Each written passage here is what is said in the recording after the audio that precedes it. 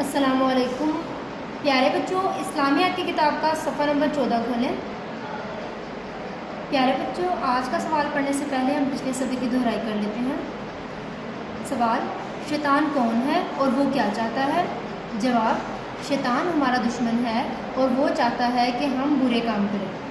سوال: اگر شیطان ہمارے دل میں بری بات ڈالے تو ہمیں کیا کرنا چاہیے؟ جواب: ہمیں فوراً اعوذ باللہ من الشیطان الرجیم پڑھنا چاہیے۔ سوال: قرآن شریف کی تلاوت سے پہلے کیا پڑھنا چاہیے؟ جواب: اعوذ باللہ من الشیطان الرجیم پڑھنا چاہیے۔ سوال: جب غصہ آئے تو کیا پڑھنا چاہیے؟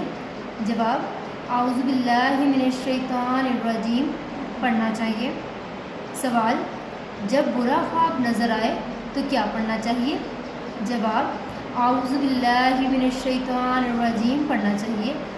اب ہم آج کا سوال پڑھتے ہیں۔ سوال: اعوذ باللہ من الشیطان الرجیم کا مطلب کیا ہے؟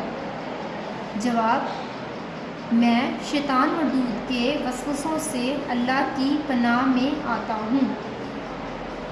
کیا مطلب ہے؟ میں شیطان مردود کے وسوسوں سے اللہ کی پناہ میں آتا ہوں۔ پیارے بچوں، شیطان ہمارے دل میں وسوسے ڈالتا ہے۔ وسوسے یعنی برے خیالات یا برے کام کرنے کا ارادہ۔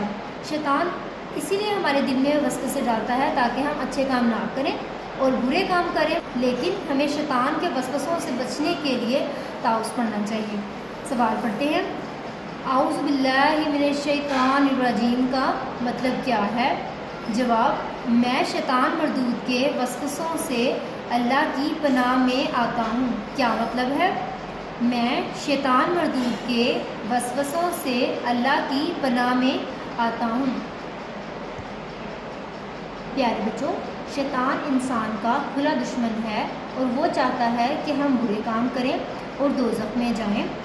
اسی لیے ہمیں شیطان کے وسوسوں سے بچنے کے لیے اور اللہ کی پناہ میں آنے کے لیے تعوذ یعنی اعوذ باللہ من الشیطان الرجیم پڑھنا چاہیے۔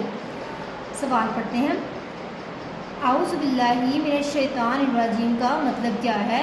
جواب: میں شیطان مردود کے وسوسوں سے اللہ کی پناہ میں آتا ہوں۔ کیا مطلب ہے؟ میں شیطان مردود کے وسوسوں سے اللہ کی پناہ میں آتا ہوں۔ پیارے بچوں، آپ کے دل میں بھی جب شیطان کوئی وسوسہ یا برا خیال ڈالے تو آپ بھی اللہ کی پناہ میں آ جایا کریں، اور اللہ کی پناہ میں آنے کے لیے آپ کو تعوذ یعنی اعوذ باللہ من الشیطان الرجیم پڑھنا چاہیے۔ اعوذ باللہ من الشیطان الرجیم کا مطلب کیا ہے؟ اعوذ باللہ من الشیطان الرجیم کا مطلب ہے میں شیطان مردود کے وسوسوں سے اللہ کی پناہ میں آتا ہوں۔ پیارے بچوں، اس سوال کو بار بار پڑھیں اور اچھے سے یاد کریں، اور آپ بھی شیطان کے وسوسوں سے بچنے کے لیے اور اللہ کی پناہ میں آنے کے لیے تعوذ پڑھا کریں۔ اللہ حافظ۔